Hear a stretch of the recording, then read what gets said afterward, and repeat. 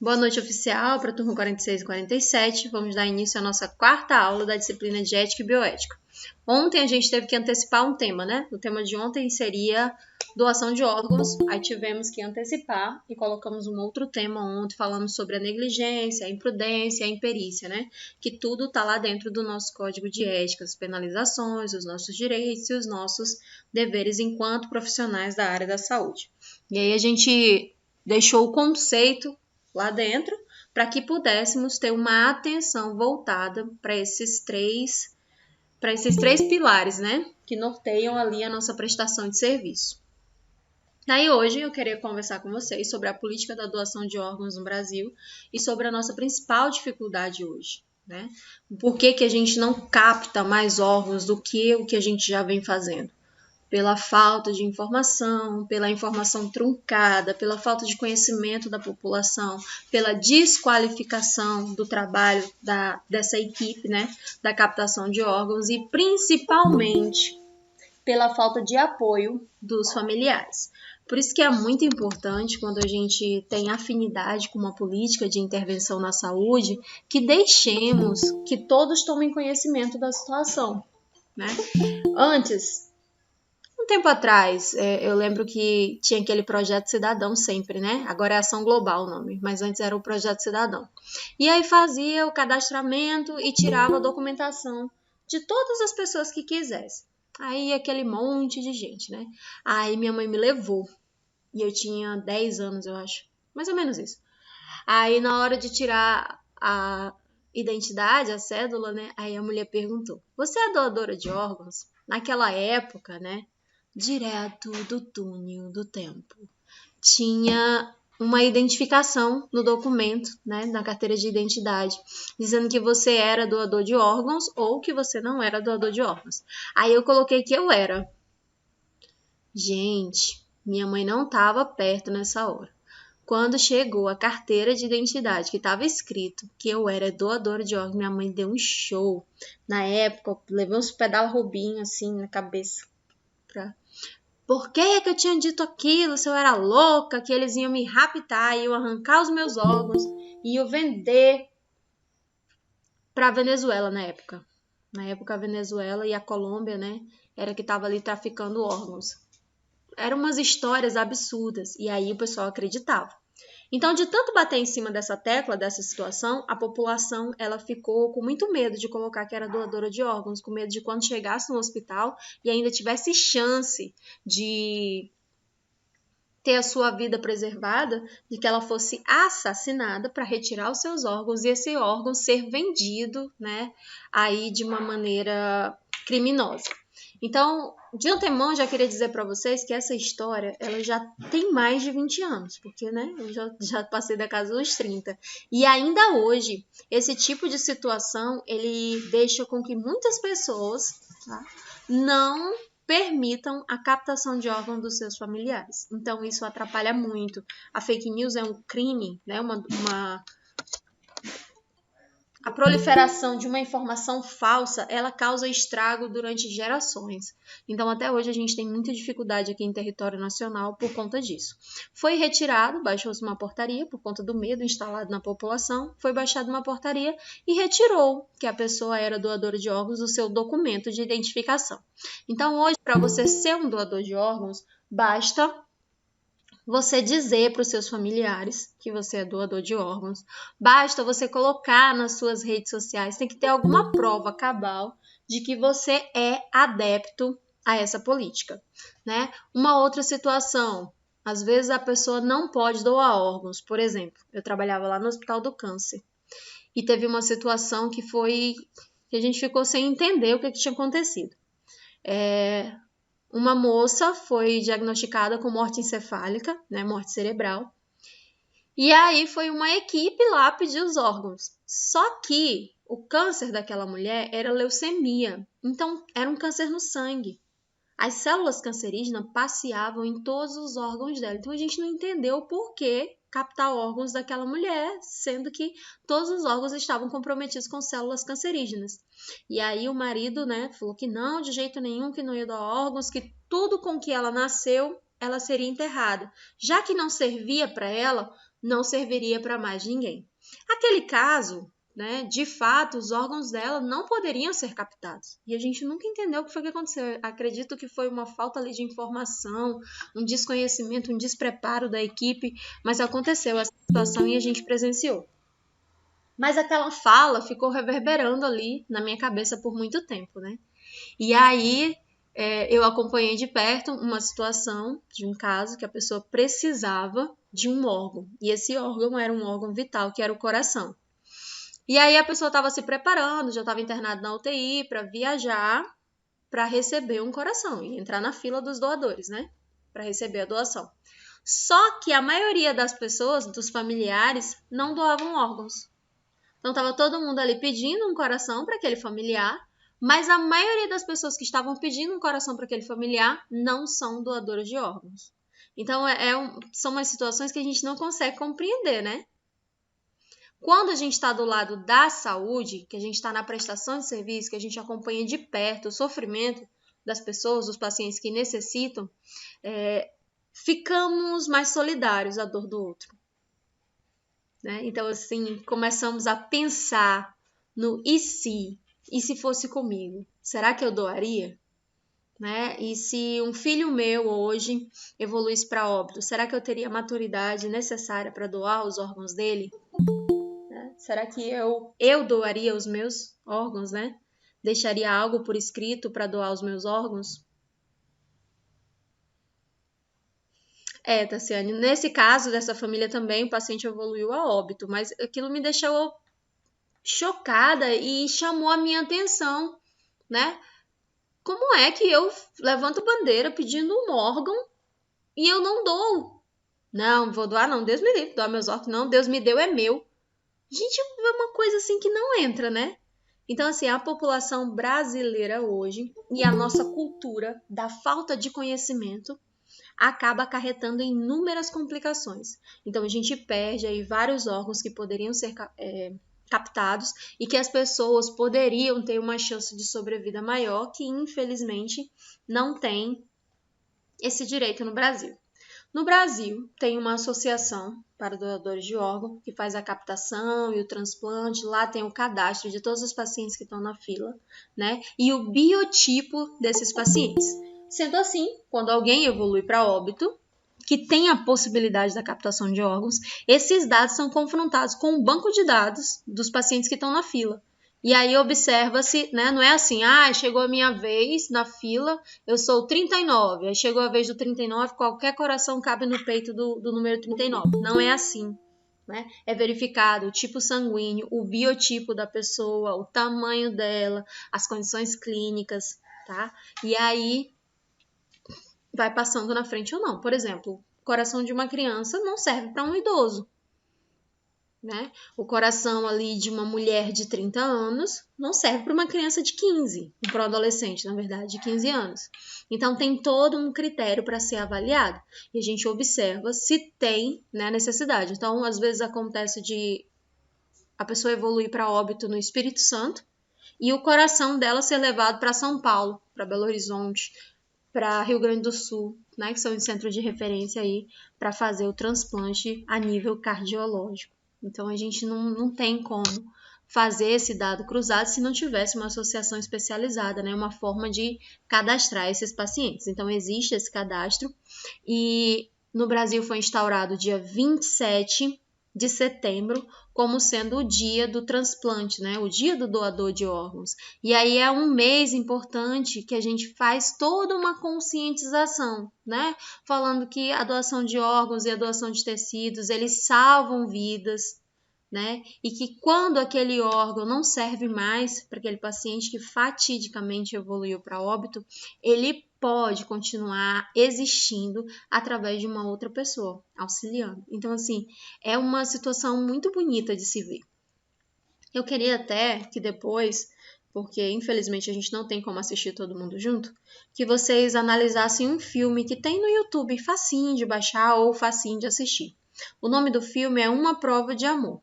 Conta a história de uma família que teve uma filha só para doar órgãos, para retirar material genético, para fazer o tratamento de uma outra filha, da filha mais velha.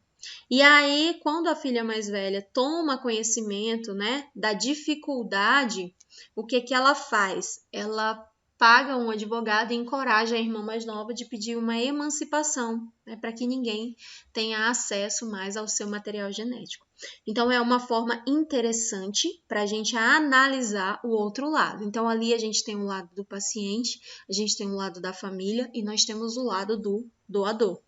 Muito interessante a história. Envolve um drama, óbvio, mas é uma forma interessante de a gente analisar todos os lados da história. Então, quem tiver a oportunidade, né, de assistir ou de pegar um trailerzinho para tentar entender o enredo da história, porque depois a gente vai fazer uma atividade não sobre o filme, mas sobre um posicionamento de vocês, assim como a gente fez do aborto, né? Então, a gente tem que ter um posicionamento sobre esse assunto. E aqui na sala, quem é doador de órgãos? Eu. Mais alguém? Eu não sou. Mais alguém? Acho que ninguém, prof. Ninguém? Eu tive uma situação. Só tem eu e a Sheila. Uma época que. Eu tive uma situação numa época que eu não era. Aí na casa de apoio que eu morava, Entendi.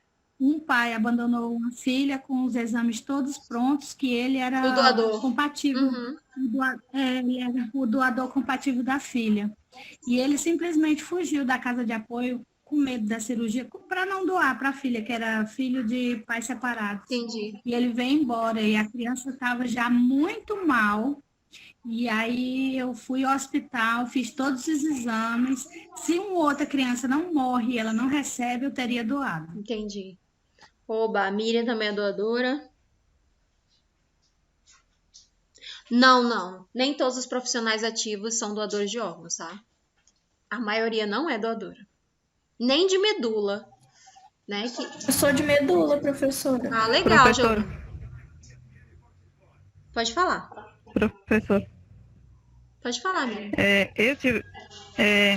tem uma irmã minha que ela teve os 2 rins dela parou, né? Ela ficou com esse problema de renal crônico e de uma hora para outra, assim, foi tudo muito rápido. Ela começou a fazer hemodiálise, descobriu um dia, no outro dia ela estava fazendo hemodiálise. Passou bastante tempo fazendo hemodiálise, mais de 3 anos. Conseguiu o órgão? E na fila de espera. Sim, na fila de espera. E nós, irmãos, começamos a fazer o exame. Eu fiz o exame, meus outros irmãos, minha sobrinha.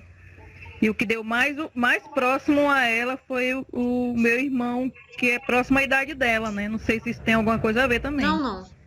E daí, depois de um bom tempo, ele ficou com medo, mas acho que passou 1 ano, ele resolveu doar. Aí ele doou o rim para ela. E assim, a cirurgia foi realizada e o rim passou para ela, já começou a bombear. Parece que foi coisa de Deus, assim, né? E graças a Deus, ela tá bem, ela parou de fazer hemodiálise e meu irmão também, já segue a vida dele normal. Como se até a cerveja dele ele já toma, né? Faz quanto tempo de cirurgia? Fez 1 ano agora em dezembro. E ele toma alguma medicação ou só ela? Só ela, né, que toma para não ter a parte da rejeição. Ele tá tranquilo, não. O corpo dele superou, né? Já tá normalzinho, como se nada tivesse acontecido. O que acontece? As pessoas, esse caso aí que a Sheila trouxe é muito interessante, Sheila. Eu acompanhei alguns casos aqui na captação em que as pessoas desistiam porque eram colocado a verdade lá, sabe? Então é um acompanhamento psicológico, um acompanhamento psiquiátrico do médico que vai realizar a cirurgia, do médico que acompanha o caso da pessoa que vai receber e é batido a real tal e qual. Então às vezes a pessoa ela se confronta com aquela realidade e ela tem medo.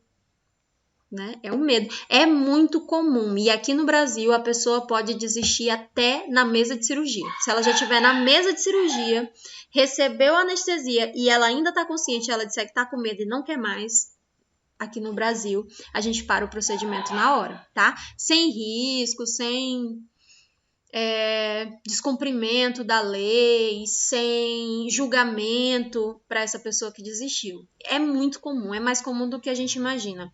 Nessa situação, Sheila, dessa criança, é inadmissível. Aqui em Rio Branco tem uma pessoa, o nome dela é Vanessa até. Ela tem uma filha que tem problema renal. Nasceu com uma debilidade renal.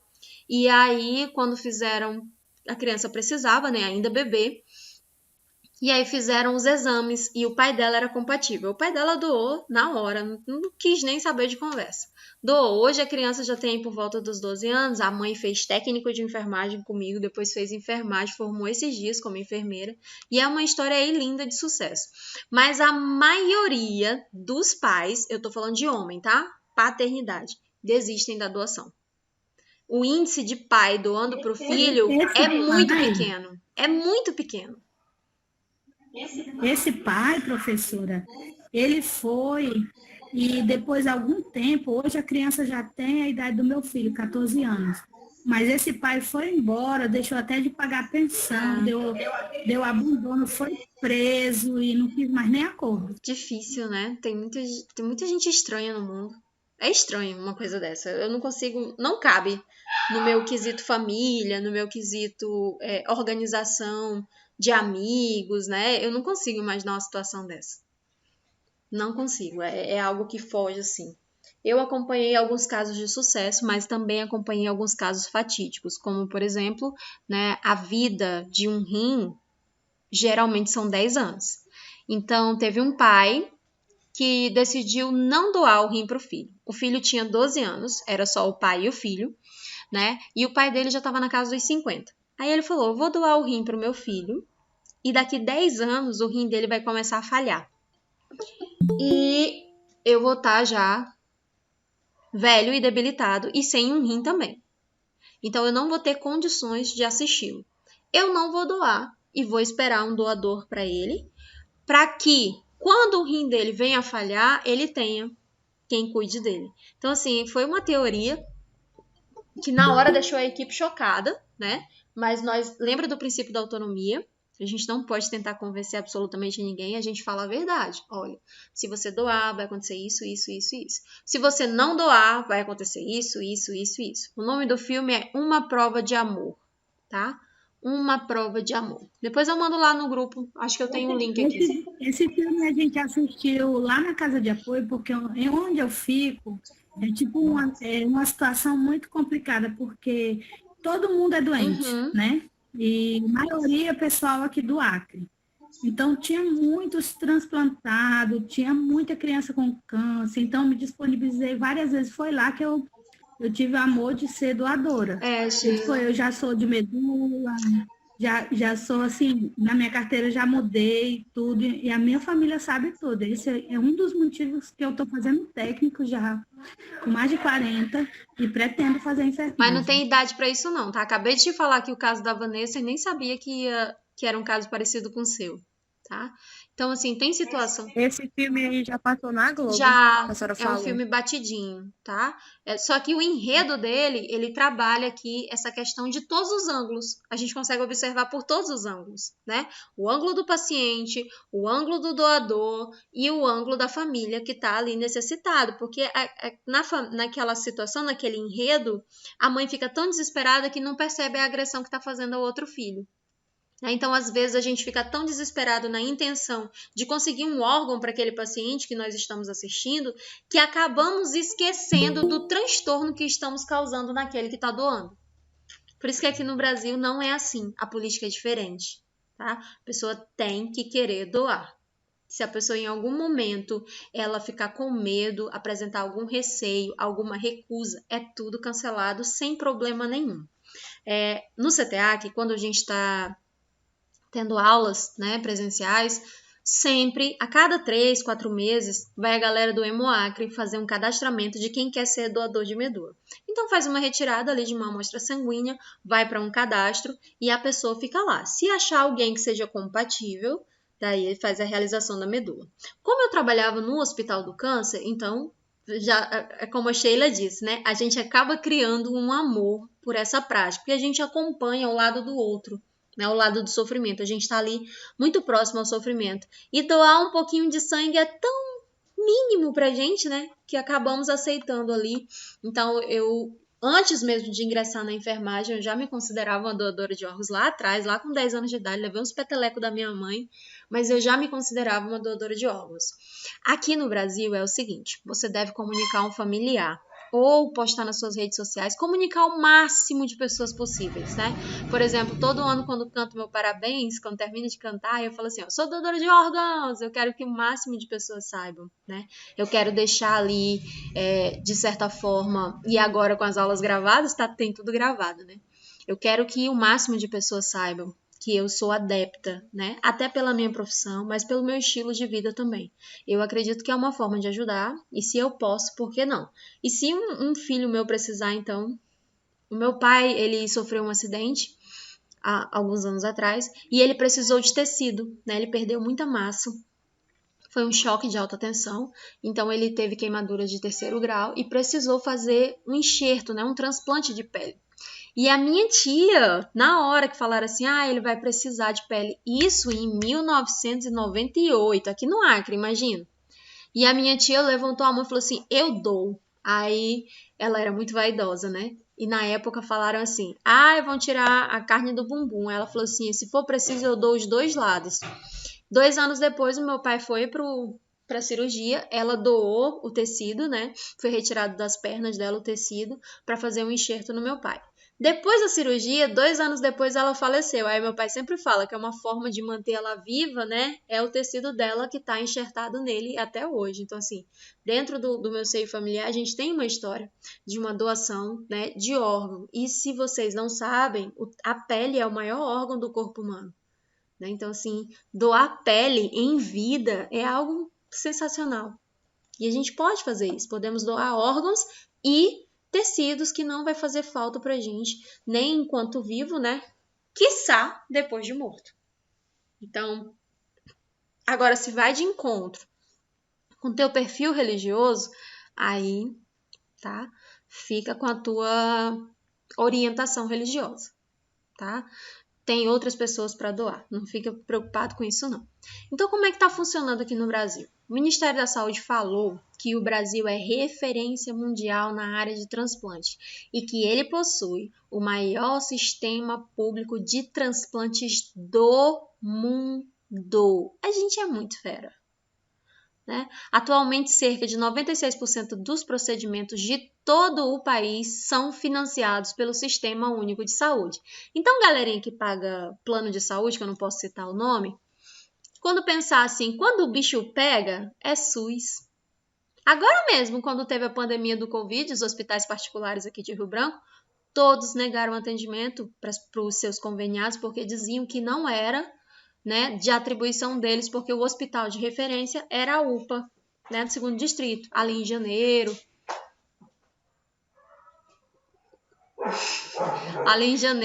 Né, até mais ou menos agosto do ano passado. Daí o governador do estado teve que entrar com uma ação solicitando que esses hospitais atendessem a parcela que lhe era cabível, né, aquelas pessoas que pagavam um plano de saúde. Mas no Brasil, né, toda essa parte de captação, doação, cirurgia, pós-transplante é SUS, meu amor. Tá? É tudo SUS. SUS ainda tem uma galera que não defende. O SUS não presta. Tem muita coisa para melhorar, gente. Muita coisa para melhorar. Mas, por exemplo, agora vocês estão observando aí. Toda semana sai na rede social alguém pedindo dinheiro para tratar o Covid. Se a pessoa está pedindo dinheiro, é porque ela não pode pagar o tratamento. E se você for olhar o tratamento do Covid, é um tratamento relativamente barato e acessível, né? Só um minutinho.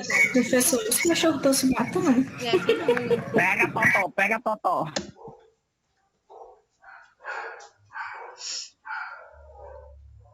Não é aqui não, é da vizinha. Dessa vez a minha é inocente. Dessa vez.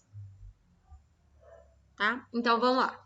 Quando o assunto é doação de órgãos, vou repetir. Quando o assunto é doação de órgãos, é SUS.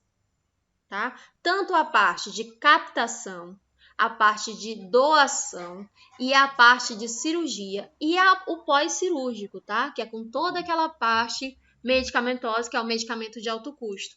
Tudo isso é SUS. Quando as pessoas dizem que o SUS não presta, me revolta. Muito me revolta. Porque tem muita coisa para melhorar. Claro que tem. Sempre tem o que melhorar num sistema grande como esse. Mas se a gente analisar, se não for isso, a gente não tem condições de se tratar. Agora, toda semana vocês olham aí nas redes sociais de vocês, tem alguém pedindo dinheiro para tratar o Covid. E o Covid tem um tratamento público para ele, SUS. Mas aí a galera acha que pode pagar, ingressa num hospital de segmento particular e aí manda a conta para os amigos e familiares pagar. Porque descobre que é tudo muito caro. Por exemplo, se você passar mal na rua, tiver uma síncope, ai, desmaiei, passei mal, calor muito forte, desmaiei, ali na frente do supermercado. Aqui, perto da minha casa tem um supermercado, do outro lado da rua tem um hospital particular. E aí você passou mal lá no estacionamento, atravessaram a rua e te colocaram nesse hospital. Você acha que para verificar a sua pressão, te socorrer e administrar um soro, você vai deixar menos de R$1.000 lá? É só verificar a pressão. É só colocar um sorinho. Coisa boba, bobagem. Verificar um destro, verificar os sinais vitais. Que é isso, gente? Você acha mesmo que eu vou deixar tudo isso lá? Vai. Vai, porque a gente não tem noção de quanto que custa as coisas. Nesses países daí de fora, se alguém ligar para algum hospital, já pergunta qual é o plano de saúde. Qual é o plano de saúde? Né? E aqui no Brasil é SUS. Plano de saúde. Um dia desse eu estava lá na escola trabalhando, aí um rapaz falou assim, tem que acabar com esses SUS, né? Aí eu já vi que ele era bem velho, né? E eu perguntei, rapaz, quantos filhos tu tem? Ele disse, rapaz, tenho 3 filhos. Eu digo, onde é que foi que esse menino nasceu? Aí lá na Santa Juliana. Aí perguntei assim, tu pagou quanto? Aí ele disse, rapaz, eu não paguei nada não. Falei, tu ainda quer que acabe com tudo, né? Não, e a vacina desses meninos? É que ele botou o rabinho dele entre as pernas né? E a escola desses meninos? Tudo isso é SUS. Então, se a gente for analisar até onde vai o SUS, a gente vai ficar assim, nossa, aqui também tem SUS? Tem SUS em absolutamente tudo. Tem SUS em saneamento básico. No asfaltinho aí da porta da tua casa tem repasse do SUS. Porque o saneamento básico, ele faz o controle de endemias. Né? O SUS é incrível. O problema é a má administração. Se você estudar SUS na legislação, na Lei 8.080, na Lei 8.142, você vai ficar encantado. O problema é a má administração dos nossos recursos. O problema não é o sistema público, o problema é a má administração. É só isso. Então, aqui o Brasil é referência e é tudo gratuito. Os medicamentos de alto custo, todos gratuitos. Às vezes falta, às vezes acaba, né? Mas aí processa o Estado e o Estado tem que te repor. E quando você processa o Estado, você compra a medicação e processa o Estado consegue comprar mais barato na indústria, porque ele compra com critério emergencial. Daí a indústria tem que fazer bem mais barato para esse Estado. Então, às vezes, é até legal, tá? No quesito mesmo constitucional, é legal você processar o Estado para que ele consiga agir de maneira mais rápida. Às vezes até os próprios acompanhantes ali são orientados a fazer isso, porque o Estado tem que dar uma resposta mais rápida. Então, pelo meio legal, pelo meio jurídico, é muito mais rápido. Então, às vezes, o próprio hospital te orienta, o serviço social te orienta a como fazer esse processo. Daí é muito mais rápido.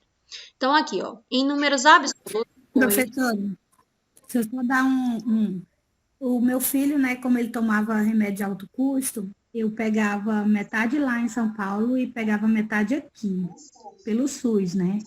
Só que o requerimento de lá não servia para cá. Eu tinha que procurar um outro médico. Era uma burocracia bem... Porque até que você fosse marcar e tal. E ele tinha plano de saúde desde pequeno. Só que tinha que ser tudo pelo SUS, porque era o SUS que disponibilizou... Pois é. E na hora que você mais precisou, o teu plano de saúde não te assistiu, né? Não me assistiu.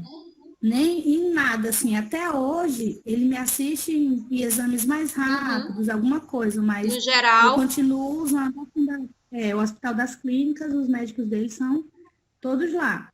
E aí, quando eu cheguei aqui, eles não quiseram me repassar o remédio. Ele não poderia ficar sem o remédio. O remédio custava, na época, R$ 800 a dose para 15 dias. Muito caro, né? E aí eu tive que entrar com recurso. Eu entrei com emergencial, É o né? pregão que a gente fala. Eu entrei com ação, isso. Entrei com ação e com 10 dias eu consegui pegar os remédios. Sheila, às vezes o próprio Estado orienta você a fazer isso, porque com um processo judicial ele tem como negociar na fábrica, então sai muito mais barato para ele. Tá? Então, dependendo da situação, eles orientam a fazer isso. Às vezes a pessoa fica, não vou processar que não dá em nada. Gente, só faz o negócio, dá certo. No final, anda mais rápido. Tá? E aqui foi colocado também pela Organização Mundial de Saúde que em número absoluto, o Brasil hoje ocupa o 2º lugar como o maior transplantador do mundo. Ele só está atrás dos Estados Unidos da América. A gente está em 2º lugar numa assistência de saúde que é considerada referência no mundo. 2º lugar. Aplausos para o nosso país e para o nosso Sistema Único de Saúde. Porque a gente ainda não tem um rim para comprar na farmácia, né? A gente não encontra ali uma tireoide. Eu tô andando na rua, opa, tropecei. Uma tireoide, vou guardar. Quando a minha tia precisar, vou levar para ela. Não é assim. Então, a gente ainda precisa do Sistema Único de Saúde, porque recentemente descobrimos que nós não temos condições de pagar nenhum tratamento para Covid. E olha que o protocolo que está sendo passado aí é relativamente barato, é enoxaparina, tem alguns médicos utilizando ali um corticoide básico, né? Imunoglobulina também é um tratamento muito caro. Tratamento de alto custo, imunoglobulina. Se for do coelho, então, albumina do coelho, a imunoglobulina do coelho é mais caro ainda. Tá? Então, às vezes, a gente não tem noção de quanto custa a medicação. Por exemplo, R$70 mil. Tem uma medicação, é o trastuzumab, é um anticorpo monoclonal. Ele não é quimioterápico. Tem um filme que conta a história dele também. E lá nesse filme coloca o valor. Quando eu trabalhava no Hospital do Câncer, a gente trabalhava muito com esse anticorpo monoclonal, é o trastuzumab. Ele custava, em 2008, R$6 mil um frasco. E esse frasco não era correspondente à dose. Tá? Dependendo ali do tamanho dessa mulher, dependendo do tamanho dela, da altura dela, porque ele é utilizado para o câncer de mama. Dependendo do tamanho dela, da altura dela, eram 2, 3 frascos para completar uma dose. E ela tinha que tomar várias doses. E é aquele que sumiu do hospital da criança lá, que era 200 mil a dose? Foi, né, menina? Não era 200 mil, né? E até hoje ninguém sabe o que aconteceu. Quando eu trabalhava no hospital... Na verdade, eu trabalhava no Hospital do Câncer, atendendo as crianças que tinham câncer. Depois eu fui lá para o Hospital da Criança, trabalhar no mesmo segmento, mas só que em outro hospital.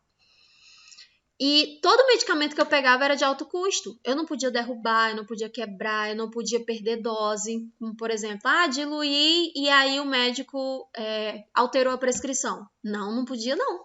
Não podia ter erro, porque é tudo muito caro. Se a gente for parar para analisar o valor em reais, né, dos tratamentos em saúde, a gente vai descobrir que não consegue pagar absolutamente nada.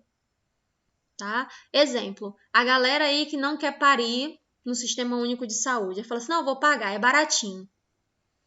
Vai lá e paga. Tá de 10 a 12 mil reais, dependendo do tipo de parto que você escolher, né? Enfermaria e tudo mais. Aqui nos hospitais, fazendo uma pesquisa rápida, tem umas 2 semanas que até uma blogueira aqui muito famosa fez um levantamento e postou todos os valores lá na rede social dela, tá lá, quem quiser acessar depois, foi a Jéssica Ingrid, colocou lá todos os valores.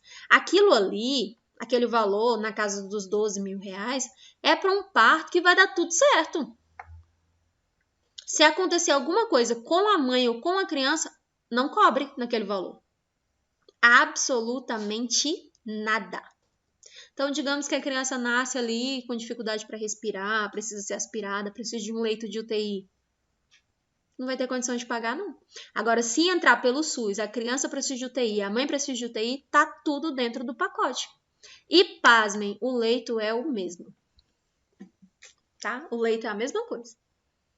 Mesma coisa. A diferença é que SUS geralmente vai ser colocado em enfermaria. Mas quando você está dentro desses hospitais particulares, você vai encontrar dentro da mesma enfermaria SUS e plano de saúde. Então, quando alguém pergunta qual é o plano de saúde, a fulana não tem plano de saúde, não. Claro que ela tem. É SUS.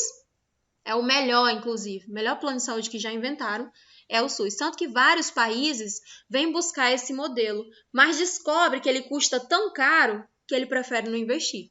Então, as pessoas falam, por que não existe SUS em outro lugar? Porque os governantes de outros lugares não querem arcar com os custos que é o SUS. O SUS é muito caro e ele paga à vista. Então, ele paga antes do paciente precisar. Ele já deixa lá pago. Quando o paciente precisa, já está lá. Tem, né, Oi? Na Bolívia tem Não. SUS, não tem o SUS deles. Não. Não tem? Na Bolívia você paga Então, por tem tudo. certeza. Não tem plano. Professora, eu coloquei um implante lá. Mas não tem SUS Eu lá acho que deles, não, não. acho que tem SUS Teve lá uma na ação, lá em dos postos, eu não sei como é que é chamado. As lá. ações que eles E eu consegui fazem colocar quando um os implante. alunos precisam atender. A mesma coisa que as escolas fazem aqui. Por exemplo, a Uninorte. Do outro lado da rua não tem a clínica de odontologia que faz tudo de graça lá? Não é pelo Ei, SUS. professora, mas Não teve, é o SUS que faz. mas teve muito brasileiro.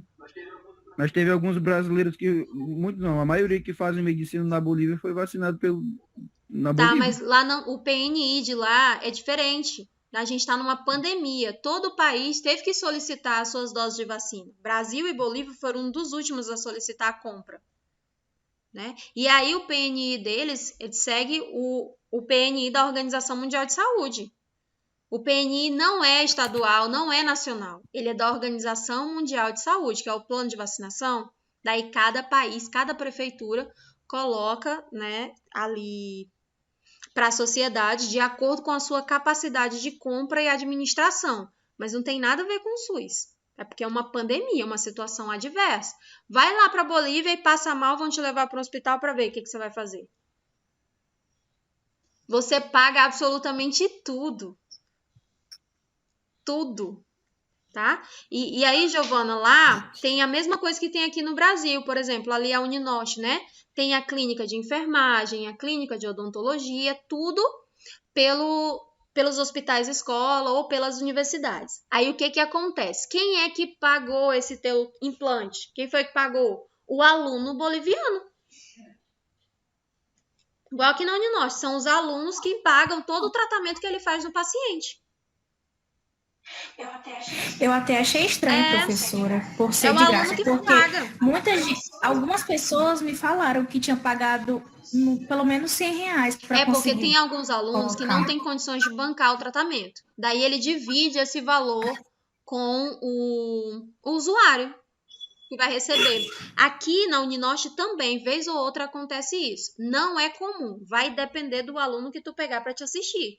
Geralmente, os alunos são obrigados a comprar o material que ele vai utilizar naquele período. Né? Então, assim, alguém paga. E geralmente é o aluno. Mas lá todo ano eles oferecem É, porque é uma ação escolar. esse negócio. Se não tiver paciente e o aluno não realizar o procedimento, ele não forma. A mesma coisa com vocês. Vocês vão ter que comprar luva para ir para o estágio, vão ter que comprar jaleco impermeável, vão ter que comprar máscara, vão ter que comprar gorro. Para vocês prestarem uma assistência, vocês vão ter que desembolsar um dinheiro. Ah, tá, porque eu cheguei até a Não, ver umas Lilia, só vai matérias também, comprar mas isso quando você for pro estágio, tá? E a gente não tem previsão para isso ainda. Fala, Luiz, eu não entendi. não, é que eu já cheguei a ver algumas matérias já, mas já que a senhora falou, tá falado. Não, ela não tem, não. Acha aí um aluno que tá lá na Bolívia Porque para ele te explicar como é que funciona. Professora, isso até um estágio na escola, no No laboratório? estágio de laboratório também tem que providenciar o material. E aí, dependendo do procedimento que você for fazer, a gente vai pedindo material fragmentado com antecedência, tá? Elas por elas aqui no Assim, Brasil tu paga um absurdo e lá tu paga barato, mas tem que arcar com todo o Exatamente, material. exatamente. É por isso que antes de correr e fazer medicina lá, tem que analisar se vale a pena financeiramente. Porque depois tu vai ter que pagar a documentação aqui no Brasil e não é barato, não. O último Revalida que teve, a galera pagou 40 mil para fazer a prova. Não é pouco dinheiro, não.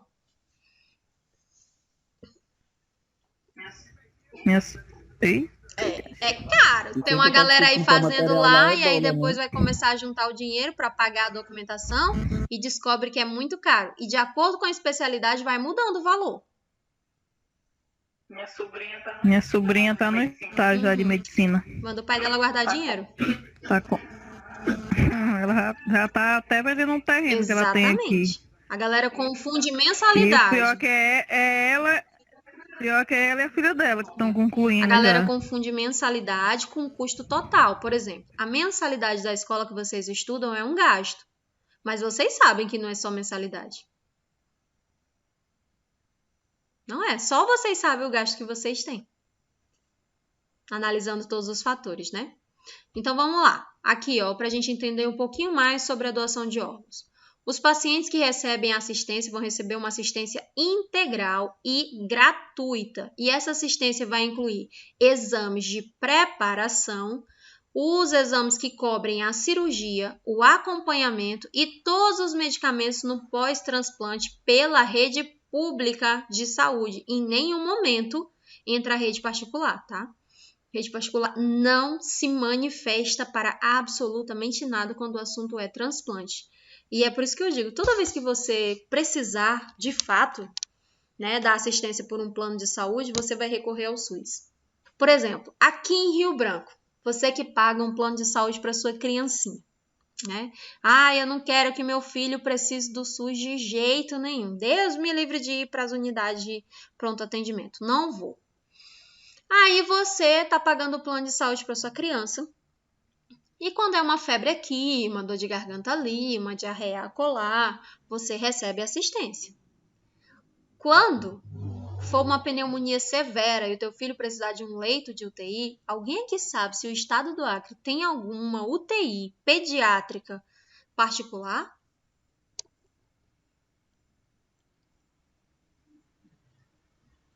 Não tem. Exatamente. Não tem. Não existe. Não tem porque meu filho. Não tem. Porque o meu filho precisou tomar plaquetas. Ele estava com 12 plaquetas, já sangrando do ouvido. E ele Pro foi hospital da transferido lá criança. da UGI, onde ele estava, lá no hospital da criança, a gente tomou lá. Só que quando essa criança entrou pela porta do SUS, ela tem acesso direto. Quando ela entrou pela acessibilidade do particular, já tem mais burocracia, porque o SUS pode negar o atendimento. Dificilmente nós fazemos isso, mas o SUS pode negar o atendimento. Né? Por exemplo, você está fazendo um tratamento de alto custo e aí no hospital particular e acaba o dinheiro de uma hora para outra. O hospital público pode se recusar a aceitar aquela documentação inteira e vai começar um tratamento do zero e você vai para a porta de entrada do início, para o rabo da fila. Aquela história do rabo da fila é como acontece. Mas na época, professora, que já faz alguns anos, 4, 5 anos, o papo que eu escutava era que o plano ia ter que cobrir, pagar para o SUS. Aí foi uma confusão lá, eu nem fiquei por dentro do restante, porque o dele era cobertura Na verdade, total. isso aí é aquela história, briga de cachorro grande, né? É o serviço social que corre atrás. Pela portabilidade, é para existir esse repasse, né? Mas a gente não sabe se isso acontece. Eu, sinceramente, não sei se isso acontece, tá? Eu sei que na Constituição isso é garantido, mas o SUS pode se recusar. E se recusar no sentido de que uma outra criança que entrou pelo acesso direto tem necessidade daquele leito. Então, fica aí a dica, né? Aqui no estado do Acre não tem UTI pediátrica para hospitais particulares, tá? Então, no dia que realmente precisar, é SUS. Não tem centro cirúrgico pediátrico no hospital particular, tá? Fica de olho, não tem. O hospital que realiza cirurgias pediátricas ou é o Centro Cirúrgico da Maternidade Bárbara Eliodoro ou é o Hospital das Clínicas. Só esses dois. Quem paga esses Totalmente. Todo mundo me negócios, pergunta, tuas filhas têm plano de saúde? Tem o SUS, gente. Tem o SUS, porque no dia que precisar é quem vai me assistir. Tá? E assim, tem criança que não adoece de jeito nenhum, né? Tem criança que realmente precisa de uma assistência, está indo ali ao médico mais vezes. Mas, no mais, aqui no estado do Acre, a política do plano de saúde para a pediatria deixa muito a desejar, porque a gente não tem recurso. Então, bora lá. A adoção pode ser feita dos órgãos, né? Aqui no Brasil. Rim, fígado, coração, pâncreas e pulmão. E pode ser feita de tecido como a córnea, pele, osso, válvulas cardíacas, cartilagem, medula óssea, sangue e cordão umbilical, que são as células-tronco. A doação do órgão como o rim, né, pode ser feito unilateral, pode ser feito parte do fígado, doação de só um pedacinho ali do fígado, e doação da medula óssea. Porque a gente consegue sobreviver com um rim funcionante, nós conseguimos regenerar as células hepáticas, então o fígado volta ao seu tamanho normal, e nós conseguimos também repor as células sanguíneas da medula óssea. Então, todos esses transplantes podem ser feitos. Tá, Degliele, a doença autoimune é quando as minhas células de defesa, elas reconhecem absolutamente tudo no meu corpo como um agressor. Então, ela fica ali o tempo inteiro me atacando. Haja alguma patologia, algum patógeno para ela agredir ou não, tá? É quando o meu corpo tenta me matar a todo instante, porque ele não reconhece como aquilo fazendo parte do mesmo sistema. Ele entende que é um sistema agressor e ele vai aniquilar. Então, assim, tem que estar sempre tomando uma medicação. Catiane, tem como fazer doação de pulmão, mulher. Tá? Não em vida. Tá? Não em vida. Em vida, a gente só doa fígado, medula óssea e rim. Tá? No caso da doação de órgãos aqui das pessoas falecidas, esse procedimento acontece após a confirmação do diagnóstico de morte encefálica. Então, morreu o cérebro. E aí, quem dá esse diagnóstico é um médico, tá? Que tem a especialização em neurologia. Ele vai preencher todo um protocolo com vários testes. Quando ele diagnosticar a morte encefálica, nós da enfermagem, né, os enfermeiros, eles cadastram esse paciente dentro, né, daquela plataforma da associação que eu falei para vocês e dentro do sistema SUS. E aí o médico, né, e a equipe de captação vai entrar em contato com a família. Se esse paciente for casado, quem decide é o cônjuge. Casado lá no papel é o cônjuge. Se esse paciente não for casado, quem decide são os pais. Tá? Então aí quem gosta de ficar enrolado e não decide logo a papelada, é bom dar uma analisada. Se quer que o marido resolva, a esposa resolva, ou se quer que os pais resolvam, porque a Constituição disse que se for casado, o cônjuge resolve. Se for, o marido deixou, mas os pais não deixaram, vai a opção do marido, tá? Se for casado. Os pais respondem, né, ainda pela filha, e aí o marido falou que não vai doar e os pais falaram que vai doar. Então a gente vai pela autorização do responsável legal. Tá? E o responsável legal ou é os pais ou é o cônjuge, seja ele do sexo masculino, feminino, mesmo sexo, enfim. Tudo aí que a Constituição permite. Depois que essa pessoa evolui para óbito, que é cadastrado, vai haver o recrutamento com a família. A parte mais difícil é essa, a parte da conversa, da captação. Porque a família ali, ela está num processo de luto e é um luto que está sendo adiado, porque ela não consegue finalizar o processo. Então, ela acabou de receber uma notícia de que a pessoa está morta, mas que ainda pode salvar vidas. Morreu, mas não morreu, porque a gente está mantendo o corpo ali vivo ainda, na esperança de captar os órgãos para doar para outras pessoas. Esse processo, a gente escuta muito. Bando de urubu, a pessoa nem morreu direito e já querem tirar os órgãos dela. Então, assim, as pessoas estão deturpando esse processo da captação. Não é uma conversa fácil, não é uma decisão fácil, então tudo que a gente não necessita é de um julgamento ou de um julgamento, tanto para a equipe quanto para os familiares. E é muito comum as pessoas mudarem de ideia.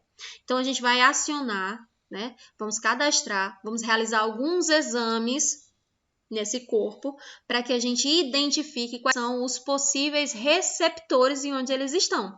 E temos o auxílio da Força Aérea Brasileira. Então, vem um CARSA da Força Aérea Brasileira, faz a captação e distribui esses órgãos. Vem as equipes, né? Cada equipe pega ali o órgão que vai levar para o seu estado e volta para casa o mais rápido possível para que o transplante ocorra.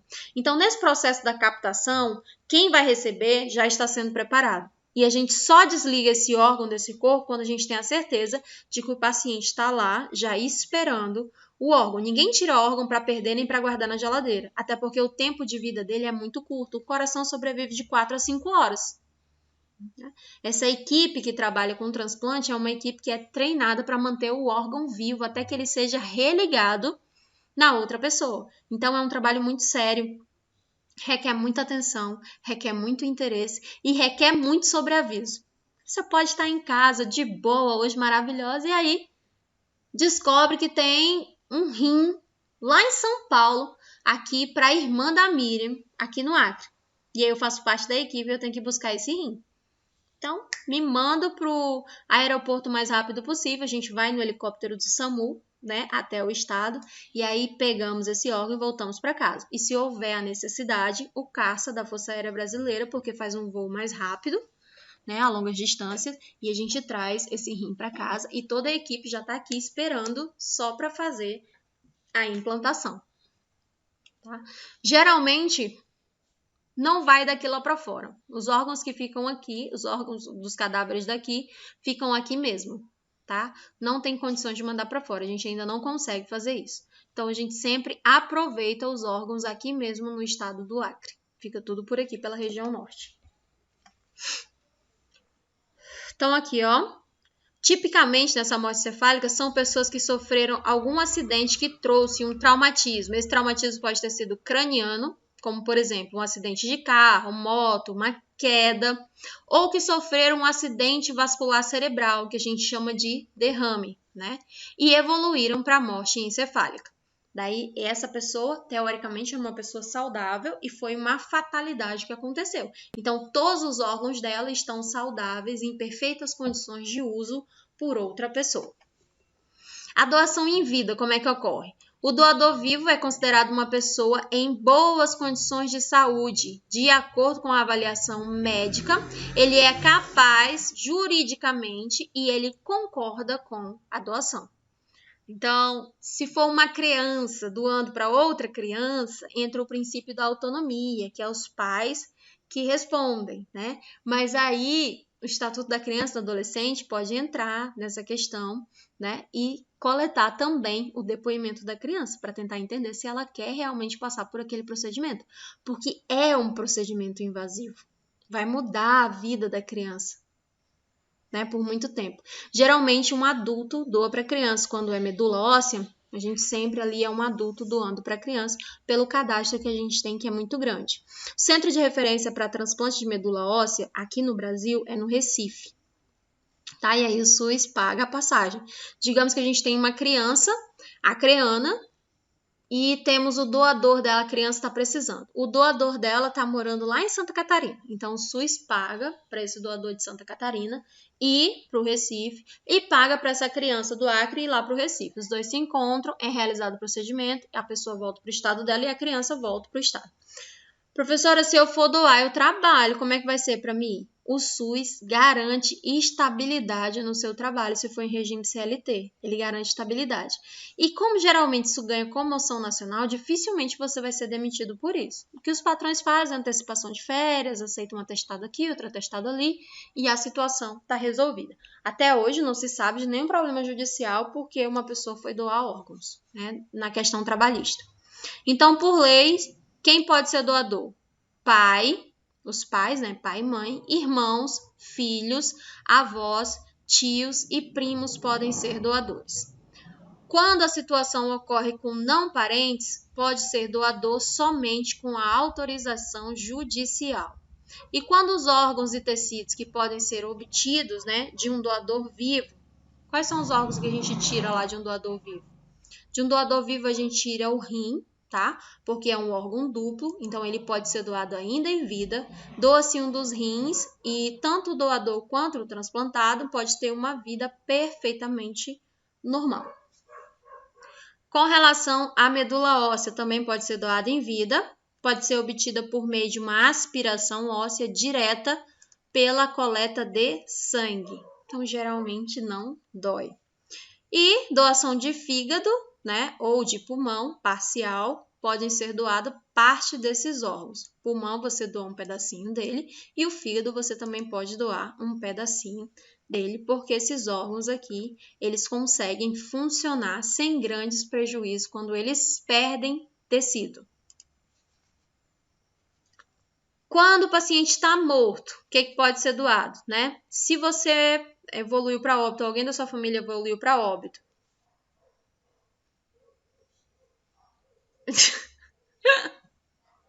ai, qual foi a parte da série que eu perdi?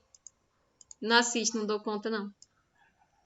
Então, aqui, ó, se existe o desejo de se tornar doador, a atitude mais importante é informar a tua vontade aos familiares, tá? Uma vez que, após a morte, são eles que vão decidir sobre a adoção. Então, isso é muito importante, você bater nessa tecla, conversar com as pessoas. Olha, em caso de fatalidade, eu quero que todo mundo saiba que eu sou doadora de órgãos, né? Geralmente, quando tá em setembro, todo mundo coloca na rede social que é doador. Mas aí, depois de setembro, todo mundo tira. E aí, não tem como as pessoas saberem, né? Se a pessoa é doadora ou não. Porque você coloca e tira. Aí, digamos que tu colocou em setembro e morreu em novembro. Quem é que vai saber? A menos que a pessoa tenha feito um print e tenha guardado, né? Então, aqui, ó. Se existe doador em potencial, vítima de acidente com traumatismo craniano ou derrame, que é um AVC, com confirmação de morte encefálica e tendo a autorização da família para adoção, a função dos órgãos deve ser mantida de maneira artificialmente. E isso quem faz é a equipe que faz a captação, que é uma equipe treinada para esse tipo de prestação de assistência. Pode utilizar ali uma irrigação contínua, pode utilizar o uso de medicação, vai depender da situação, do cenário e do local onde esse órgão foi coletado e o local onde esse órgão será transplantado. Então, não existe uma receita de bolo, tá? O que existe ali é uma ação rápida e imediata para resguardar aquele órgão por mais tempo possível, para que ele tenha maiores chances de ser implantado na outra pessoa que está precisando. Depois que tudo isso, a pessoa foi para óbito, foi confirmado morte encefálica, todos os órgãos foram mantidos vivos, foi aceito pela família realizar a doação, a gente vai entrar em contato, isso aqui quem faz é o enfermeiro, tá? Entra em contato com a central de transplante e vai iniciar todos os testes de compatibilidade. O teste de compatibilidade é feito entre o doador e os potenciais receptores que estão aguardando em uma lista de espera. E geralmente essas pessoas aqui, elas estão em casa mesmo, sabe? Agora, quando o assunto é coração, essas pessoas são levadas para São Paulo, porque é o centro de referência. E o coração é algumas horas. Então, a pessoa vai para um centro de referência, que é a Grande São Paulo, e fica próximo ao hospital. E a qualquer momento, não pode existir, meu celular descarregou, caiu de bateria, eu tô sem celular, tá? Isso não existe não, porque você vai perder o órgão. Pode falar. Professor, por que a família quem não foi que pode doou? ficar sabendo de onde dependendo da situação, né? Aqui no Brasil, a ideia é sigilo total. Porque as pessoas podem confundir. A gente não pode esquecer que tem uma família enlutada, que doou os órgãos. E tem alguém que recebeu. Para mim, enquanto mãe, será que é interessante saber que o coração do meu filho está batendo no peito de uma outra pessoa que nunca soube que eu existo? Aquele coração que devotou tanto amor para mim durante tantos anos da minha vida, agora eu não passo de uma estranha? Então, a nível psicológico, as pessoas no Brasil não sabem lidar com essa situação. Então, para preservar a família que recebeu e a família, né, que fez a doação, o sigilo. Existem algumas situações em que a pessoa fica sabendo, por exemplo, quando é doador em vida, né? Fica sabendo, sim, é revelado. Mas quando é doador morto, no geral, a gente não revela. Não pode ser revelado, tá? Isso a nível de Brasil, né? Agora, teve uma situação aí de um ator que recebeu, né? O Selton Mello sabia de quem que ele tinha recebido o coração. Não me pergunte como, porque pela Constituição é ilegal ficar sabendo, né? Daí saiu tudo como foi jornal lá, o Selton Mello. E aí ele morreu, acho que 3 ou 4 anos depois de parada cardíaca, né? Enfim. Então aqui, ó, a gente vai comunicar a central de transplante e vamos começar os testes com as pessoas que são possivelmente compatíveis. Então, quando existe aqui, ó, mais de um receptor compatível, a decisão sobre quem receberá o órgão passa por um critério previamente estabelecido, como, por exemplo, tempo que essa pessoa está esperando e a urgência do caso. Então, quem decide é a equipe médica e não é uma decisão fácil, tá? Sob pressão, tudo muito rápido e tem que ser decidido de uma maneira rápida. Quem vive, né? E quem pode morrer aguardando na fila do transplante. Aquele jovem lá de Chapuri teve o rim, como é que é? O corpo dele, Rejeitou. como é que chama? Recusou, né? Rejeitou, por causa que ele A medicação não adequada. tinha Exatamente. a medicação disponível, né, na rede. A Sim, Aspartac aí é a acabou associação que ele aqui dos perdeu o rim, transplantados né? renais em Rio Branco. E ela luta, sabe, de maneira assídua para que isso não aconteça. Porque ele sabe que se passar um dia sem tomar medicação, pode ocorrer a rejeição do órgão. Então vamos lá. Depois que a gente comunica, faz os testes, decidiu quem vai, a central de transplante vai emitir uma lista de potenciais receptores para que cada órgão, né? E aí ele vai comunicar aos hospitais e todas as equipes de transplante que são responsáveis por esses pacientes. Então é uma rede completamente organizada e estruturada. As equipes aqui, ó, de transplante, juntamente com a central de transplante, vão adotar medidas necessárias, né? Qual é o meio de transporte, quem vai realizar a cirurgia, qual é a equipe multidisciplinar que vai acompanhar, para que possa viabilizar a retirada dos órgãos o mais rápido possível e que a gente consiga solucionar o problema daquele paciente e daquela família também que está ali enlutada. Então, os órgãos vão ser retirados e vão ser transplantados no local onde o paciente que está necessitando vai ficar. Então, a gente tem aqui no Corém a resolução COFEN número 611, que saiu em 2009, tá? Essa resolução já era antiga, mas em 2019, ela passou por uma reformulação. E aí, no artigo 1º, que é essa parte aí que vocês falam, não tem material na apostila, tá lá nos artigos.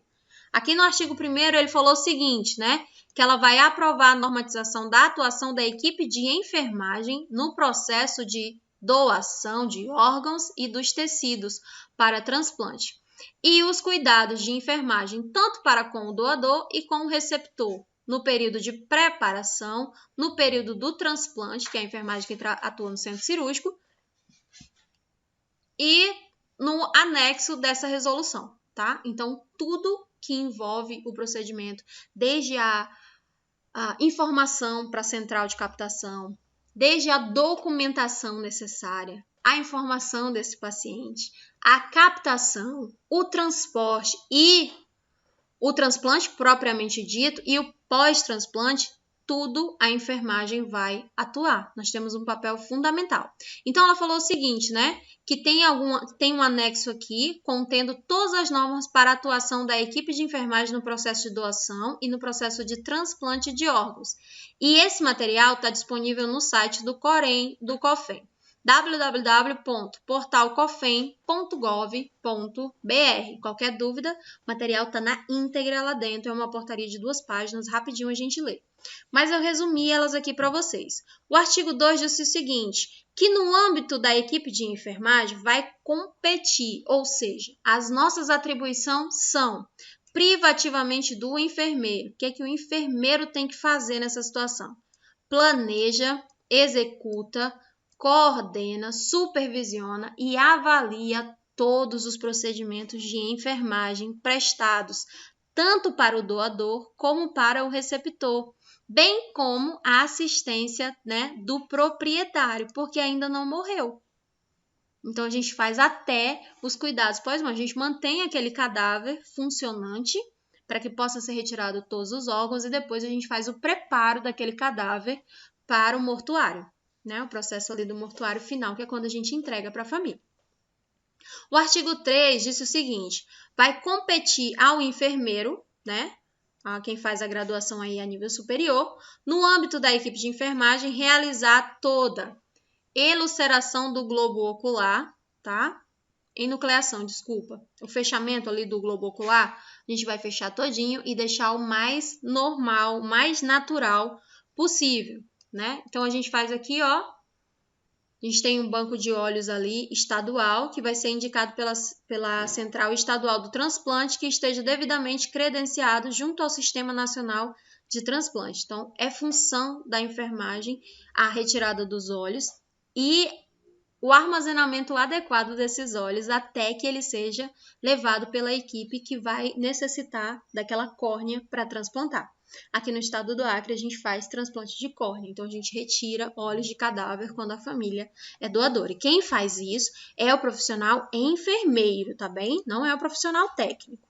No artigo 4, os procedimentos previstos na resolução disse o seguinte, que devemos obedecer ao disposto na resolução 358, que foi lançado no dia 15 de outubro de 2009 e trouxe a resolução 429, no dia 30 de maio de 2012, ainda ali no mês da enfermagem.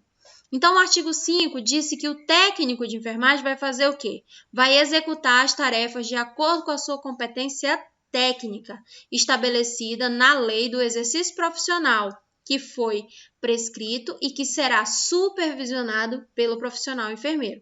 O artigo 6º diz que cabia aos conselhos regionais de enfermagem adotar as medidas necessárias para se fazer cumprir, né, a resolução por inteiro, revisando a segurança e o bem-estar dos pacientes, dos familiares, dos doadores e dos familiares dos receptores que vão ser submetidos ao transplante de órgão ou de tecido. Quem faz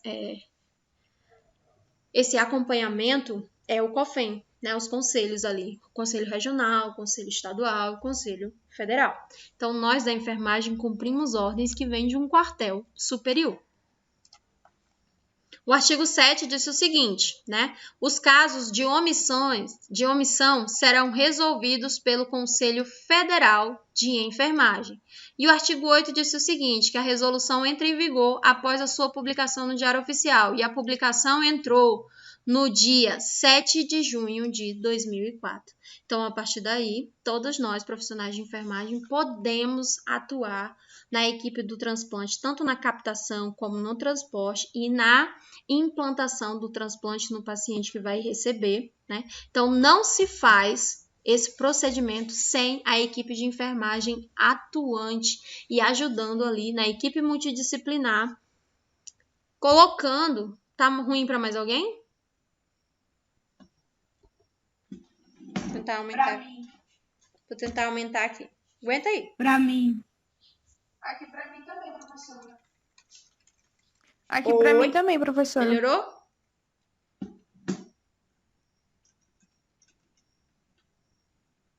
Pra mim tá... Vale, pra mim tá normal.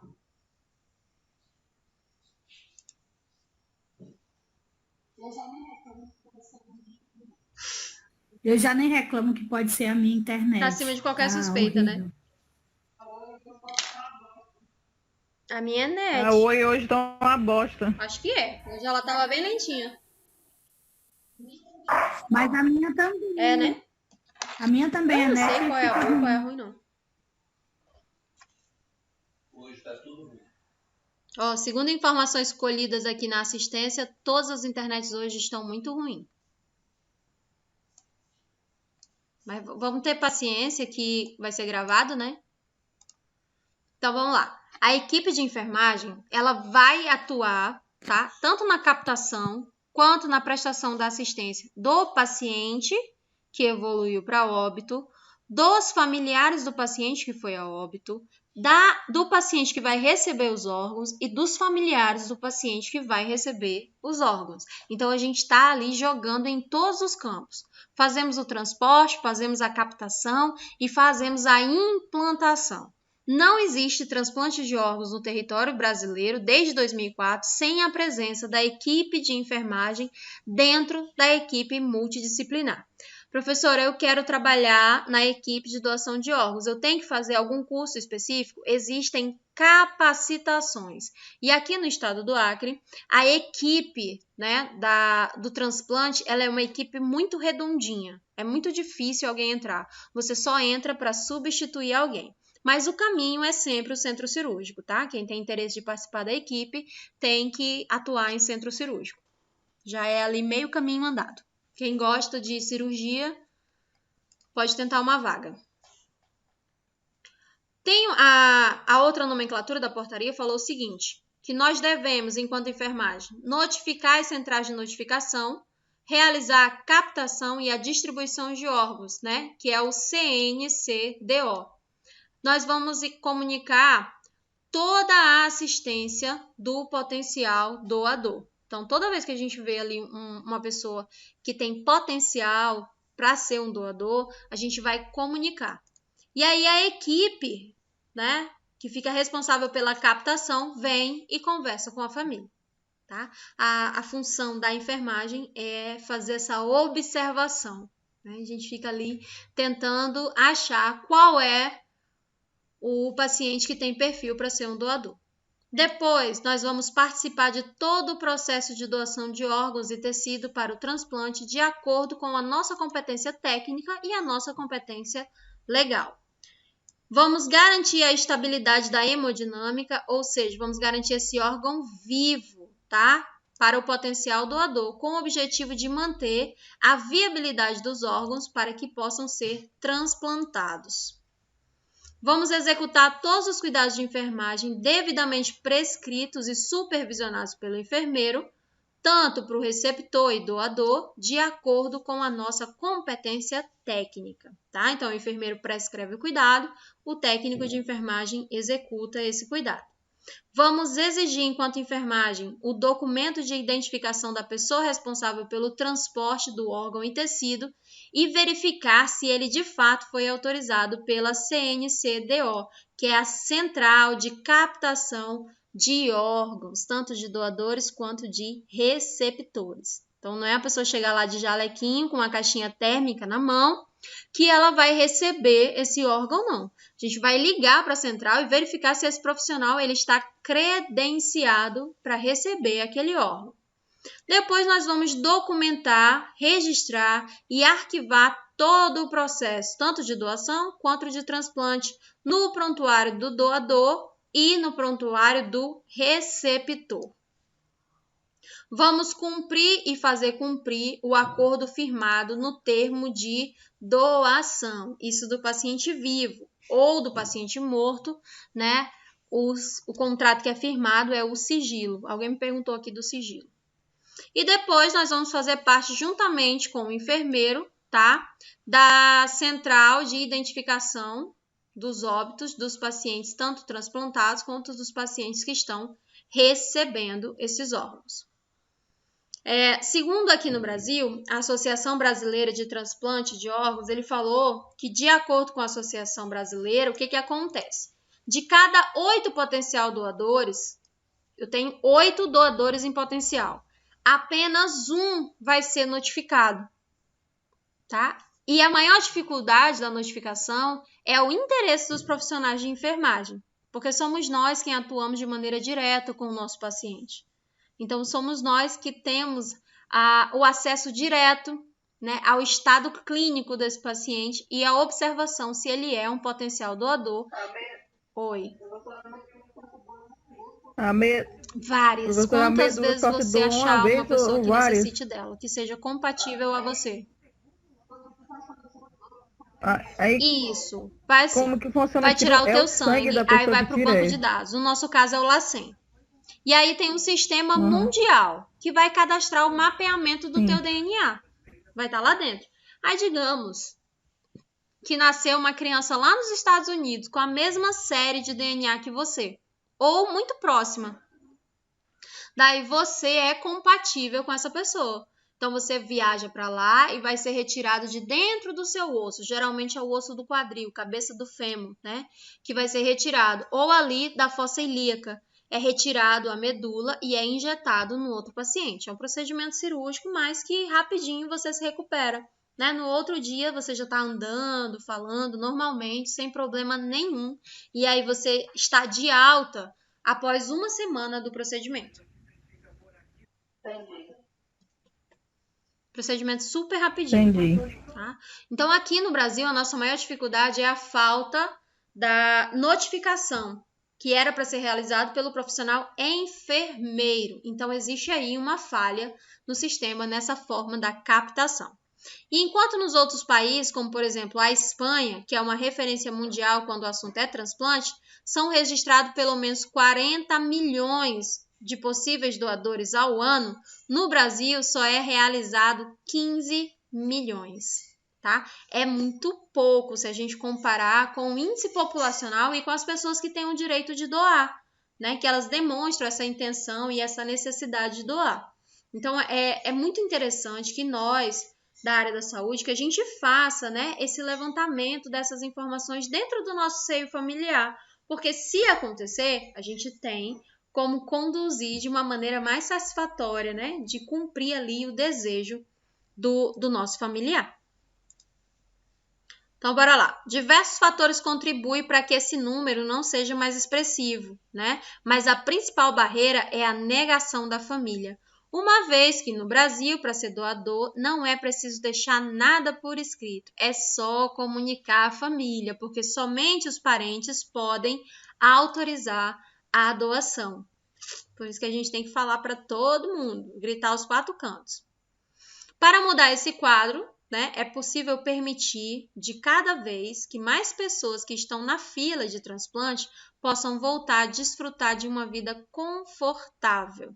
É essencial inserir na temática da doação do cotidiano, dentro das escolas, nas faculdades de medicina e também desfazer mitos que circulam entre a população, como, por exemplo, que os órgãos vão ser vendidos, que se você sofrer um acidente, você tiver chance de recuperação, eles vão tirar os seus órgãos para dar para uma pessoa que comprou esse órgão, né? A gente desqualifica o trabalho da nossa equipe, da equipe a qual agora nós vamos fazer parte. Então, quando a gente fala mal do SUS, quando a gente fala mal da enfermagem, a gente está falando mal da nossa profissão, né? Mal do nosso sistema de atenção primária ou secundária. A gente não pode falar mal, a gente tem que ser um defensor. É óbvio que existem erros e quem está aí, né, para orientar com relação a esses erros é o nosso Código de Ética, o nosso Conselho Estadual, o nosso Conselho Federal. Cabe a eles a fiscalização. E quando algum profissional comete algum erro, eu atribuo esse erro à falta de fiscalização, à falta de um piso salarial, à falta de uma carga de horária justa. Tá? Hoje a gente tem profissionais de enfermagem ganhando menos, né, que a pessoa que faz coleta de lixo. Não é desmerecendo a pessoa que faz a coleta de lixo, mas se você deixar de coletar o lixo, no máximo que vai acontecer é a cidade ficar suja. Se você não contrata profissionais de enfermagem, as pessoas vão morrer.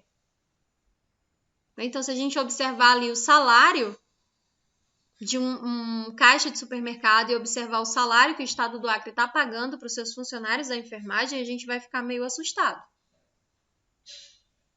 Tá? Então, Qualquer um de nós pode voltar nessa PL. Qualquer um de nós pode voltar nessa PL.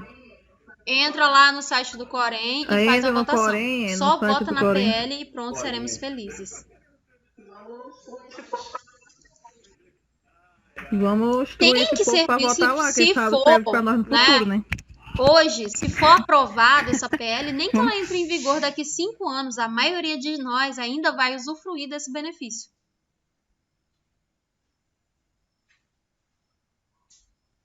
Então é isso, galera, é assim que funciona. Aqui no estado do Acre, o que a gente faz de transplante? Córnea, fígado e rim. Os demais órgãos, eles são encaminhados para fora do estado, mas a nível de região norte, tá? Os outros transplantes não são realizados no estado do Acre por falta de recursos, não por falta de equipe capacitada, por falta de recursos. Então, a gente não tem aqui um recurso para uma cirurgia cardiovascular. Quando necessita, né, os cardios que estão aqui em Rio Branco atuando, eles encaminham o paciente para fora do estado. Somente cirurgias simples de correção a nível cardíaco são realizadas aqui no estado do Acre. No demais, encaminhamos esse paciente para os centros de referência, que é onde tem mais suporte adequado, né? Então, dependendo aí do órgão que foi captado, essa pessoa vai ser encaminhada para o centro de referência. Por isso que, às vezes, quando um paciente necessita de um órgão, né, e ele é um paciente acreano, ele é encaminhado via SUS, TFD, né, tratamento fora de domicílio, para outro estado, para aguardar também lá. Porque a lista das pessoas que vão receber o órgão, ela é nacional, tá? Ela não compete a um território estadual, ela compete ao território nacional. Então, se o paciente faleceu no Acre, não significa que o órgão dele tem que ser transplantado em um acreano. Isso não existe. Eu ia até falar sobre isso, porque a minha irmã está na lista, estava na lista de espera por Fortaleza. O nome dela estava em Fortaleza, porque a doação lá são 3 órgãos tipo por dia doado. Aqui no Acre só os familiares Acre, e alguns. Só Deus na causa, né? Exato. E tipo assim, em relação do SUS que a senhora estava falando, a importância do SUS, né? Minha irmã foi para Porto Alegre pelo SUS.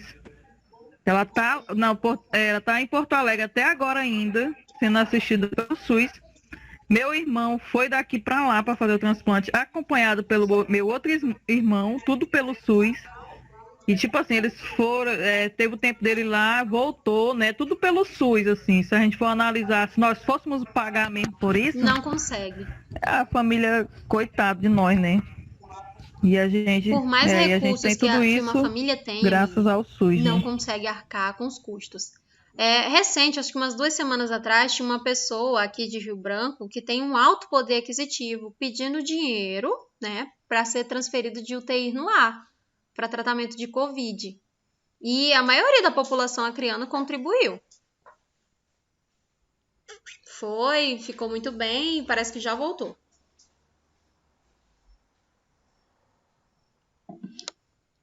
E são famílias que têm, né, um poder aquisitivo. Imagina a minha. A minha não tem, não.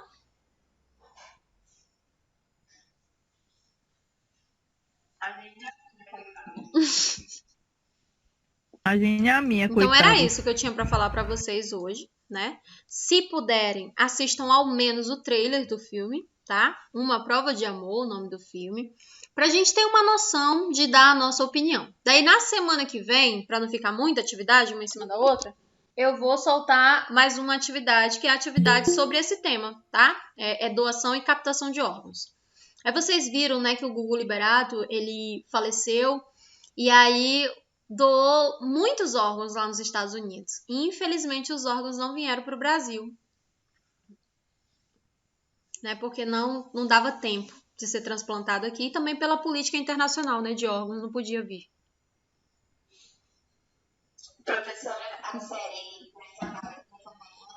Professora, a série Grey's Anatomy também, ela trata muito da relação entre a questão da doação de órgãos, que é tipo quando a pessoa menos espera, entendeu? A pessoa precisa de rim, a pessoa foi queimada, ela precisa de pele. Eu vim descobrir que existia transplante de pele quando eu assisti a série. Eu descobri quando meu pai precisou, lá em 98, bem criança ainda. Minha nossa, é algo assim tão banal. Na época que eu fiz o técnico de segurança do trabalho no STEAC, teve uma equipe acho que foi Hemoacre, que foi fazer a questão de uma pesquisa de quem queria fazer a questão do cadastramento e tudo mais.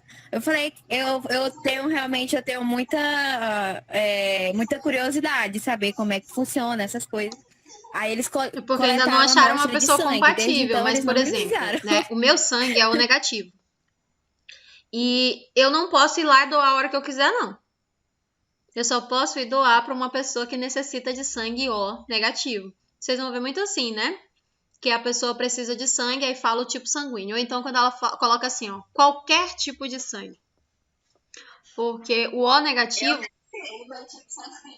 negativo, ele só doa para ele mesmo. Então eu fico em casa quietinho. Quando o hemocentro precisa do meu tipo sanguíneo, aí ele entra em contato com as pessoas do tipo O negativo. Por isso que é bom você fazer parte desse cadastro. É muito interessante. Eu me inscrevi na época no cadastro. Eu me inscrevi na época no cadastro. Aí as minhas amigas falaram, nossa, eu não vou me inscrever. Eu falei, gente, é só uma picadinha, gente. Eles vão coletar só uma amostra. Isso nem quer dizer que vocês vão fazer, vocês vão ficar no pré-cadastro. E eles vão entrar em contato quando precisarem, né? E eu acho isso, tipo, eu não acho que a pessoa queira, não queira ou queira doar, eu acho isso uma atitude muito bonita. Porque é algo que pode salvar a vida de alguém. Então, não faz sentido você sabe, ser egoísta o quando suficiente e você deixar pode só pra fazer você, isso em né? vida, legal. Quando é morto, a gente já fica mais assim, porque quem responde é a família, e a família vai responder um sim ou um não no momento de muita dor. E ela pode, ali a família pode responder um sim e se arrepender, e pode responder um não e se arrepender também. Então é uma decisão muito difícil. Mas quando você tá vivo, é medula, é sangue, eu acho que Exatamente. não onera em nada na tua vida. Absolutamente nada, né? Não vai te atrapalhar em nada, nada, nada, nada. Só vai ajudar uma pessoa que tá muito necessitada.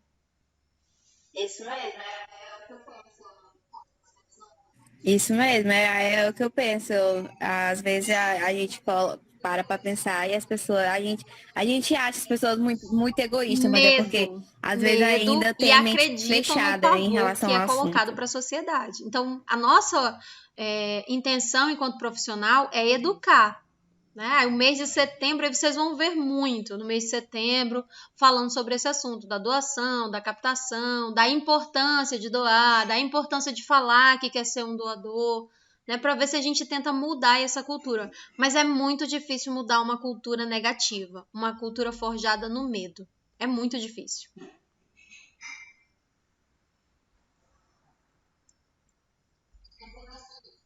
Pode falar, meu bem.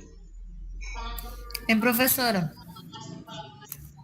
quando a gente faz o cadastro para O doar, cadastro fica lá no banco de dura quanto dados. tempo? Fica lá no banco de É? dados. Aí eles vão entrar em contato Ah, contigo, tentar sim, te ficou achar. para sempre, né? Agora tá muito mais fácil de achar. RH negativo. O negativo. Não tem o número do Aí, SUS para e os gemos atualizar que o tu contato, tens? como é que faz? Eles têm acesso a tudo. É um sistema único, Sim. tá? Catiane, tu perguntou se tem o sangue O sim. e RH negativo, Tá, né? obrigada. Deixa eu só ler aqui que eu não acompanhei direito, não. Só um minutinho. Existe, Catiane, é o meu. É o O negativo, tá? Esse RH aí significa que é na parede da célula sanguínea o que que tem. No meu não tem nada, por isso que ele é negativo. O RH dele, o fator dele é negativo. RH é fator.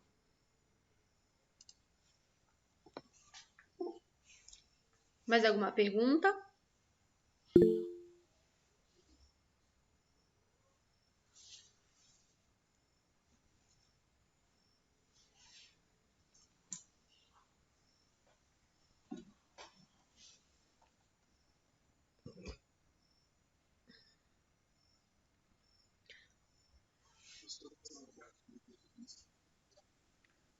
Professor, essa clínica de rins que agora abriu ali de frente do É do dono da escola que tu estuda. ela é particular, né? É, particular. É, né? É conveniada, tem parceria com o SUS, mas é do segmento particular.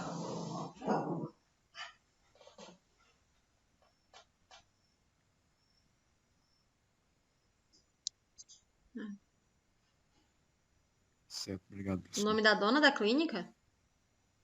Do dono? Alessandra Nascerala. E o nome da dona, Jarine Nascerala.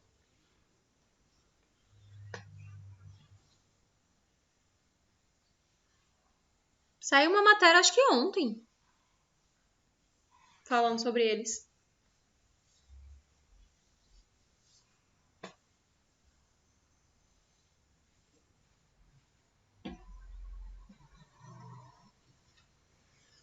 Então é isso, galera. Vou encerrar por hoje.